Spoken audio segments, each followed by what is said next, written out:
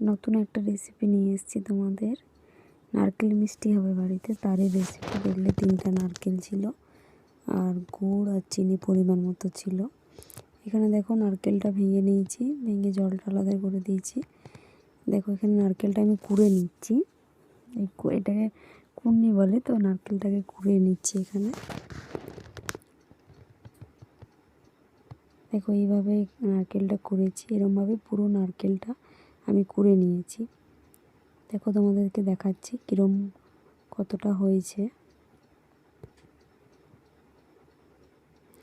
এর মা এটাকে গ্যাসটা জেলে কড়াইয়ে পুরো নারকেলটা দিয়ে, পুরোটা না হাফ দিয়ে দিচ্ছে, যেহেতু চিনি আর গুড়ের হবে, দুটোর আলাদা আলাদা হবে, তো তাই। এখানে ধরো 3টা নারকেল ছিল, তো এখানে একটা গোটা আর হাফ দিয়েছে চিনিটার জন্য, আবার গুড়ের মিষ্টি যেটা হবে সেটার জন্য সেম আর কি। এখানে নারকেলটা একটু ভেজে নিচ্ছে মা।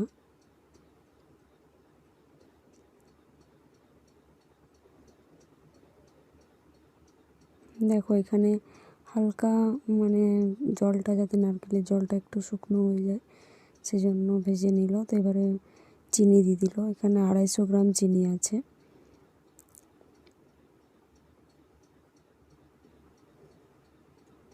এবারে চিনিটা আর নারকেলটা ভালো করে মাখিয়ে নিচ্ছে। চিনিটা গলে যাবে। এবার দেখো আস্তে আস্তে পুরো প্রসেসটাই গ্যাসটা মিডিয়াম ফ্লেমে রাখতে হবে। আর এখানে কোনো জল ব্যবহার হবে না, চিনি রস যেটা বেরোবে সেটার থেকেই নারকেলটা সিদ্ধ হয়ে যাবে আর কি। নারকেলটা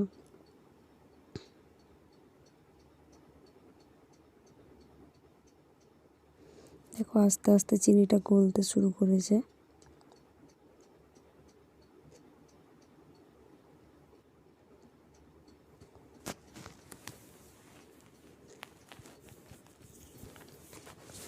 এখানে আর একটা কথা বলি বন্ধুরা, ওটা হতে হতে তোমাদের সাথে একটা কথা বলি।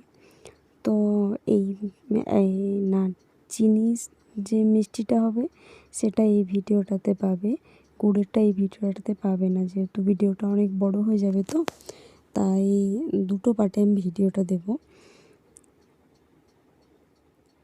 কি এটাতে থাকবে চিনিরটা, আর একটাতে থাকবে গুড়ের নারকেল মিষ্টি বানানোর রেসিপিটা।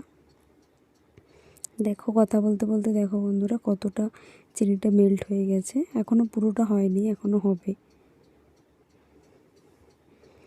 হ্যাঁ, এটাকে কিন্তু কন্টিনিউয়াসলি নেড়ে যেতে হবে, আর গ্যাসটা কিন্তু মিডিয়াম ফ্লেমেই থাকবে।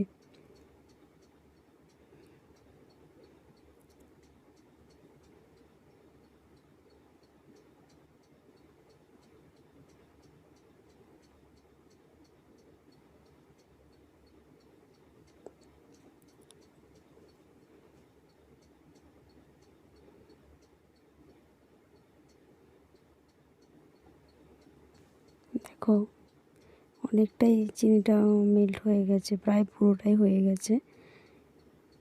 এবার এটা শুকনো হবে আর কি, ভীষণ একটা শুকনো হবে না, হালকা শুকনো হবে। দেখো দেখো যখন নারকেলটা দিলাম অনেকটা ছিল, এখন দেখো একদম চিনিটার সাথে মেল্ট হয়ে যেতে এইটুকু দেখাচ্ছে একদম।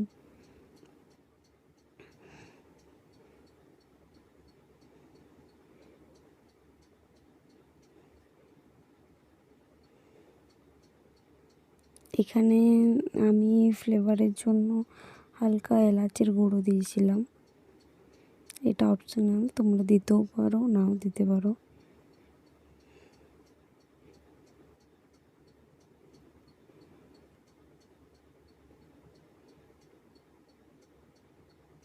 দেখো এবারে আর একটু নাড়লে এটা হয়ে যাবে প্রায়।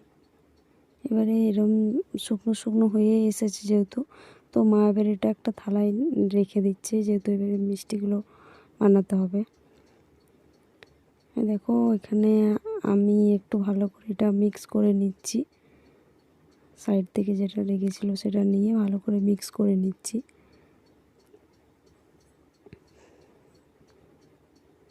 মিষ্টির সাইজটা যে যার নিজেদের মতো নেবে আর কি। আমি খুব একটা, আমাদের বাড়িতে এরমই হয় আর কি, খুব একটা বড় না, মাঝারি সাইজের একদম।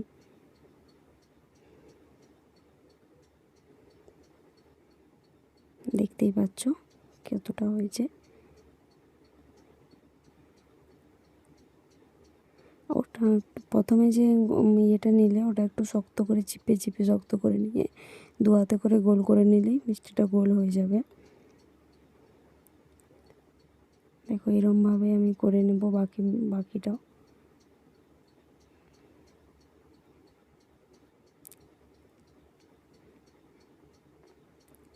তোমাদের যদি এই রেসিপিটা ভালো লেগে থাকে তো আমার চ্যানেলটা সাবস্ক্রাইব করবে। আর হ্যাঁ, অবশ্যই সেকেন্ড পার্টটা দেখতে ভুলো না কিন্তু, ঠিক আছে? Thank you. লাইক করবে, কমেন্ট করবে, শেয়ার করবে। এরমভাবে দেখো আমি প্রত্যেকটা মিষ্টি গোল গোল করে নিয়েছি। এখানে বেশি হয়নি, ওই প্রায় 30টা মতো মিষ্টি ছিল। Thank you.